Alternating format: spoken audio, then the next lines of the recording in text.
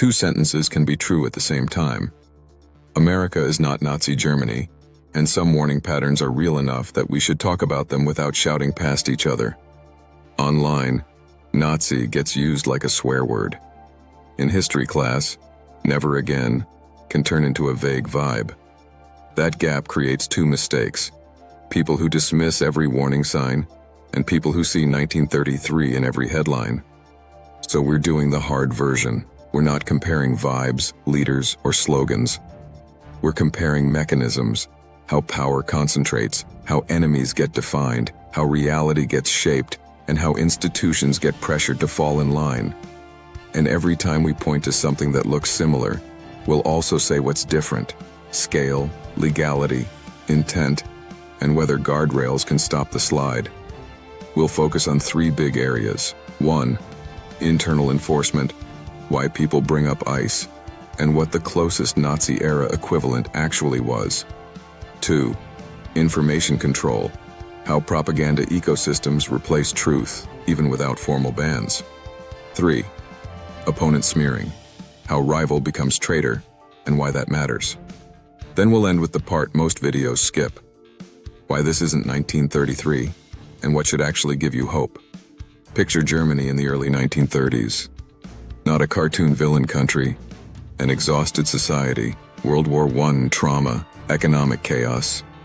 Then the Great Depression hits, jobs vanish, and politics turns into a street fight. In that kind of fear, people don't just want policies. They want certainty. They want someone to blame. They want someone to make it stop. That's the opening the Nazis exploited. This is the part that matters for comparisons. They didn't begin with the final horrors.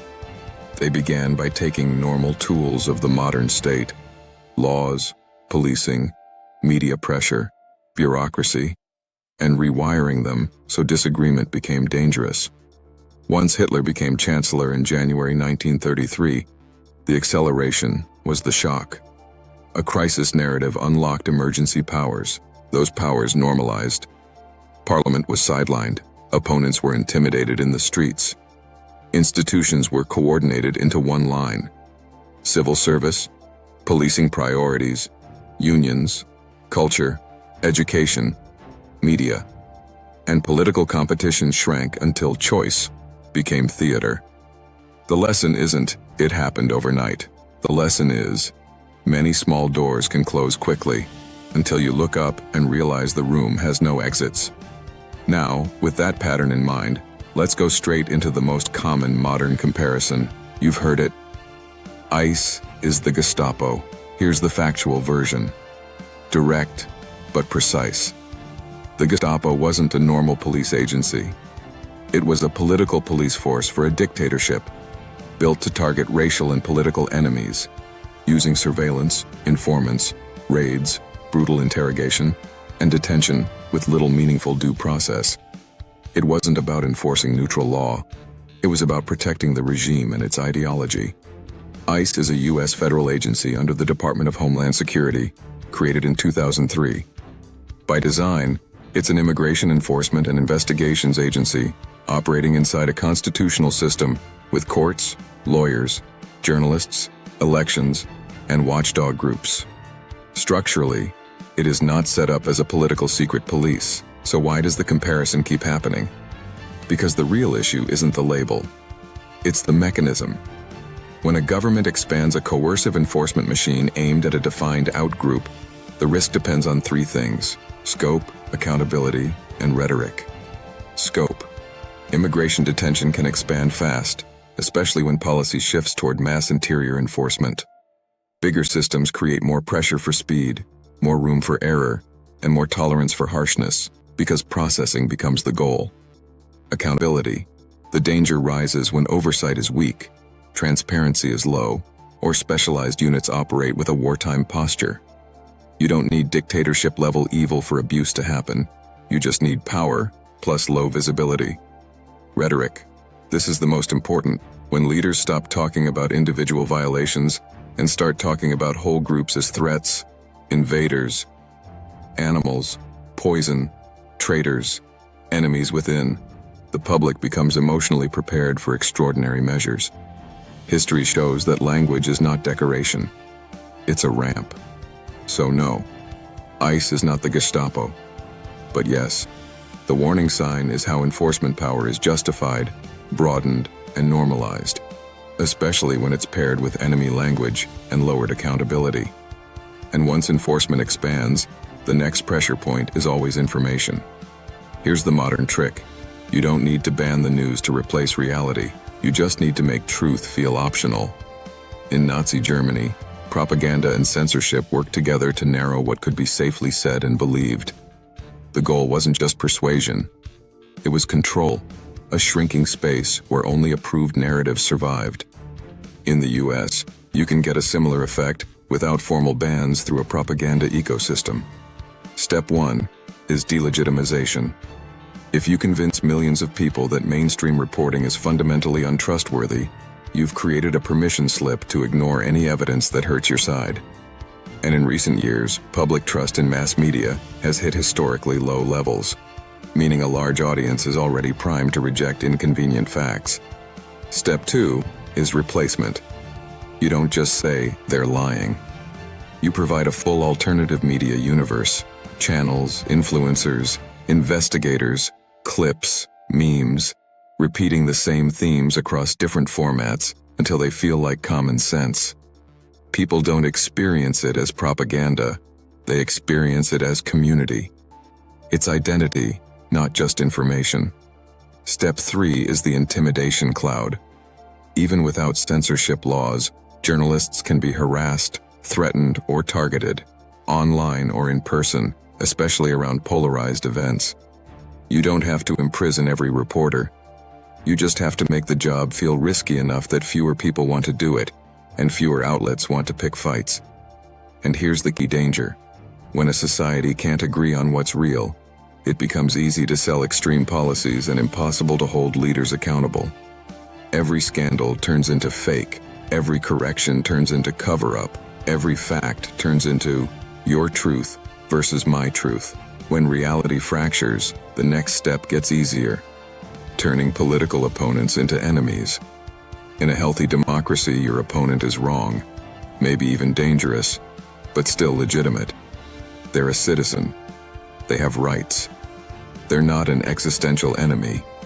A propaganda ecosystem flips incentives. It rewards the move from "they're mistaken" to "they're evil," and then from "they're evil" to "they're not really one of us." Here are modern tactics to watch. The traitor upgrade. The moment disagreement becomes treason, normal limits start to look like weakness.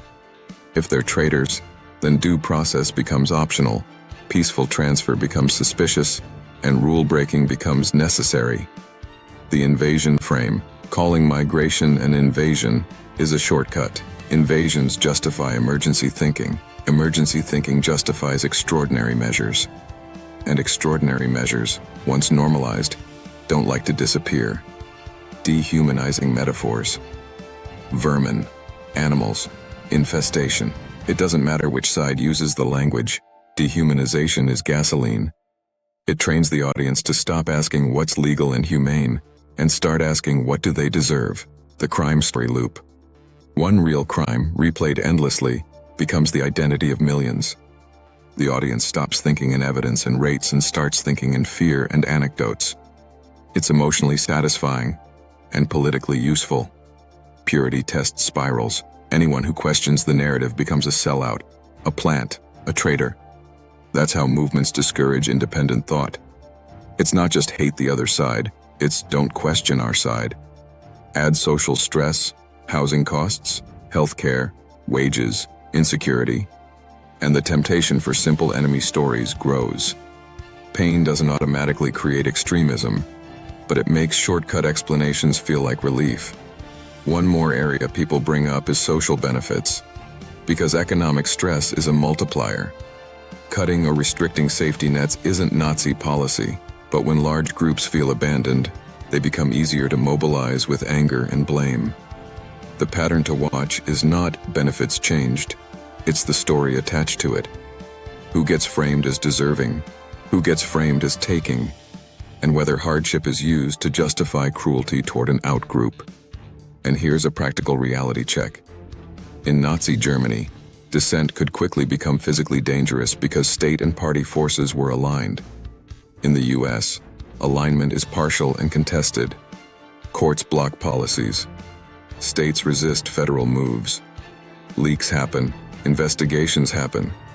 Journalists publish. Voters replace officials. Those frictions are not a guarantee, but they are time, and time is the difference between a warning and a collapse. Also, comparisons only help if they make you more precise. Ask what policy changes, what rights shrink, what oversight disappears, and what language is being used to sell it.